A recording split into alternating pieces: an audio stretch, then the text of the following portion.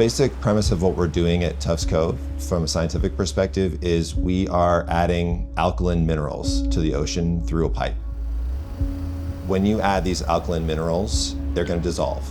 And when they dissolve, they're going to neutralize acid. So you've sort of created a vacuum where more carbon dioxide from the air can be dissolved into the ocean to take up that void that you've created. So at the end, you have an ocean that is slightly less acidic than it was before.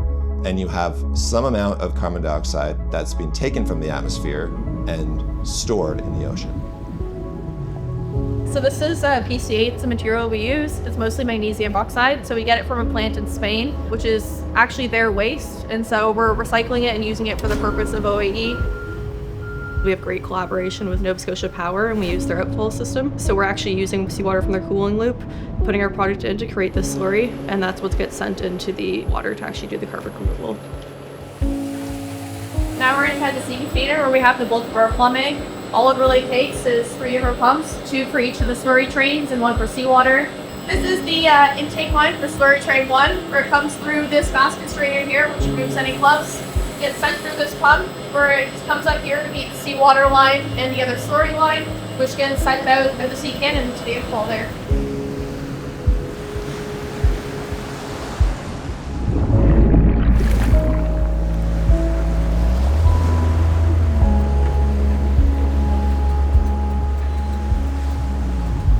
We drop these sensors down into the water, and they're measuring an array of ocean parameters. So we've got everything from carbon parameters. So this sensor here is measuring pH, measuring ocean acidity.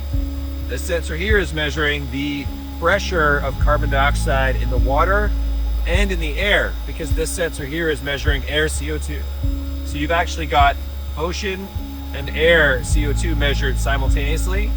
As we add alkalinity to the water, we're going to see the CO2 content of the water go down relative to the air, and that's actually what's causing the CO2 flux from the air into the ocean. Of course, measuring the deacidification of the water is also very valuable. This sensor here is measuring temperature, salinity, ocean turbidity, so like how many particles are in the water, and chlorophyll, so the amount of sort of algal pigments in the water, so like measuring growth of photosynthetic organisms, and also pH. So we've got 2 measurements of ocean acidity side by side to make sure that they're sort of well calibrated. So it's coming in here through real time, and we can actually monitor these sensors remotely.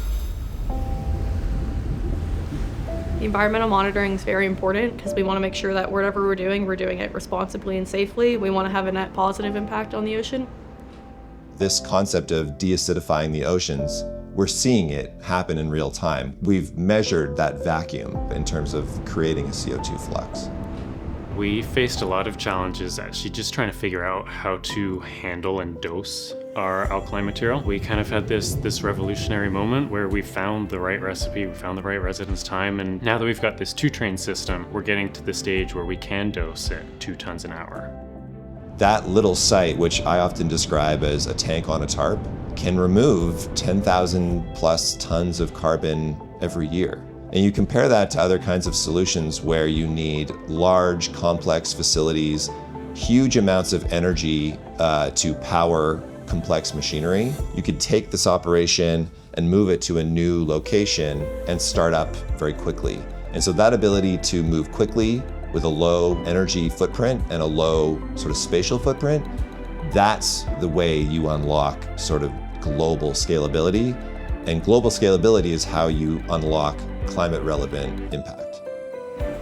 When we're talking about the climate, 1,000 tons of carbon is nothing. We emit billions of tons every year. In theory, it should be simple to remove 1,000 tons over the course of a year. In practice, it's incredibly challenging, and it's incredibly challenging to do it for the first time.